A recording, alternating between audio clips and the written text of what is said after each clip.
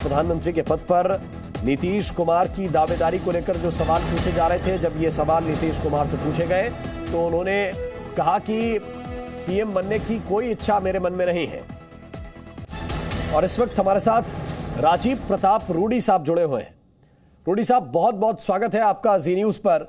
और चूंकि चर्चा बिहार पर हो रही है, बिहार की राजनीति इन दिनों सुर्खियों में है, इसलिए मेरा पहला प्रश्न तो यह है कि आप चूंकि एक कुशल पायलट भी हैं, बहुत अच्छी तरह से लोगों को उनके गंतव्य तक पहुंचाते हैं, ये सरकार की फ्लाइट कैसे डगमगा गई एनडीए की?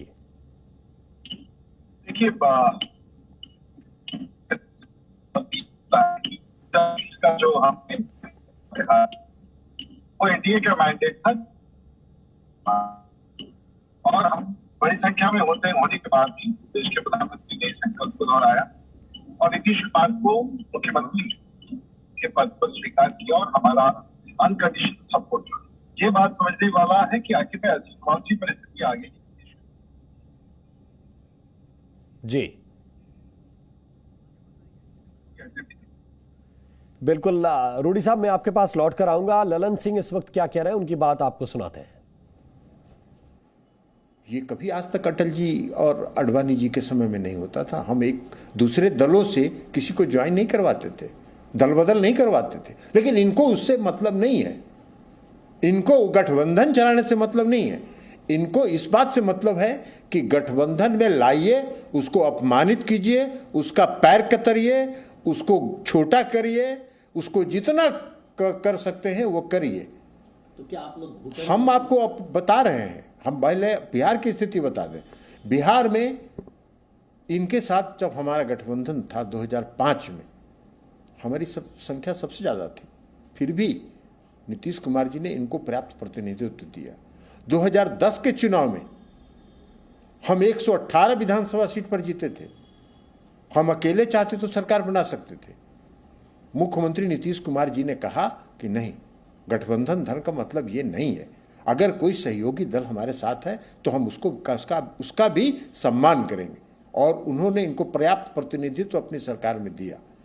2015 में हम महागठबंधन में थे।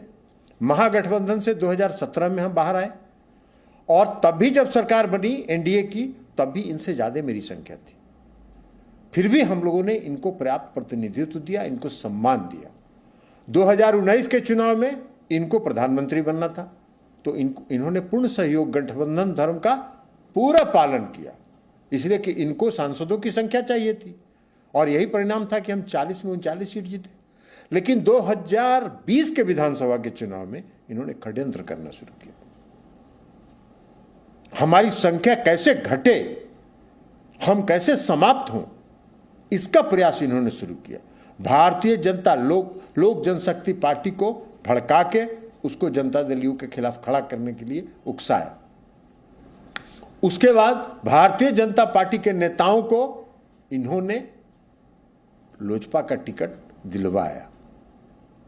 चुनाव में, विधानसभा के चुनाव में भारतीय जनता पार्टी के सभी कार्यकर्ताओं को निर्देशित किया कि लोजपा के उम्मीदवार को मदद करो ताकि हमारी संख्या घटे। चुनाव के बाद मुख्यमंत्री जी ने सभी जीते हुए और हारे। तो ललन सिंह अपनी बात कह रहे हैं, काफी लंबी बात वो कर रहे हैं। मैं फिर से रूडी साहब के पास चलता हूं एक बार। रूडी साहब, बड़े आरोप लगाए जा रहे हैं कि 2020 से आप लोगों ने यह तय कर लिया था कि जेडीयू को खत्म करना है, और कहीं पूरी खत्म ना हो जाए उससे पहले नीतीश कुमार निकल गए। देखिए, सवाल तो उठा रहे हैं, उसका एक तो मैं बहुत सारे आरोप है उसको पूरे सिरे से खारिज करता हूँ। दूसरा ये है कि उन्होंने कहा कि रामचंद्र बाबू जो उनके पार्टी के अध्यक्ष मंडल में शामिल है, पूरे एक साथ तक सरकार में बने थे, और अचानक उन्होंने उनका टिकट देने से मना कर दिया राज्यसभा, और उसके बाद सरकार से इस्तीफा हो गया। ये तो उनकी अंदरूनी पार्टी का मामला था, आपसी मतभेद था या जो भी था। जो व्यक्ति उनके साथ 25 साल से उनका सबसे खास व्यक्ति राजनीतिक जीवन में, और उनके साथ पीएस के रूप में भी काम, आखिर उनके बीच में क्या मनमुटाव हुआ जिसका वो आरोप भारतीय जनता पार्टी को लगा रहे थे। और साथ साथ जब ये कहते हैं कि चिराग पासवान को हम लोगों ने खड़ा किया उनके कैंडिडेट को, तो फिर उस समय जब 2020 में जब मुख्यमंत्री की कुर्सी पर आपने स्वीकार किया था, तो उस समय भी ये बात स्पष्ट था, अगर ये बात सही था तो आप उस समय स्वीकार नहीं करते। अब तो कोई ना कोई बात और है, और आपके मन में क्या है और आपकी महत्वाकांक्षा क्या है, आपके स्वाभिमान की बात जो आप करते थे जब आपने 2017 में राष्ट्रीय जनता दल को छोड़ा और उस नेतृत्व को अस्वीकारा, आज भ्रष्टाचार के आरोप है। आपने कहा कि मैं अपने अंतरात्मा की आवाज पर मैंने ये सरकार छोड़ी। अचानक ही क्या हुआ कि आज आपके अंतरात्मा की आवाज नहीं, बिना किसी कारण, वो बड़ा स्वार्थ क्या है जिसके कारण आपने 8वीं बार बिहार के मुख्यमंत्री के रूप में शपथ लेने का सोचा?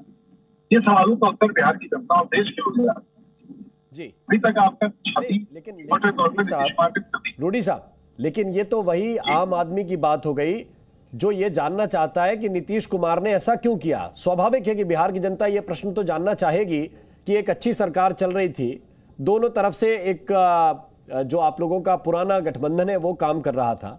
नीतीश कुमार को अचानक ऐसा क्या होगा कि वो विपक्ष के साथ मिलकर सरकार बना लेंगे? आपका क्या अनुमान है?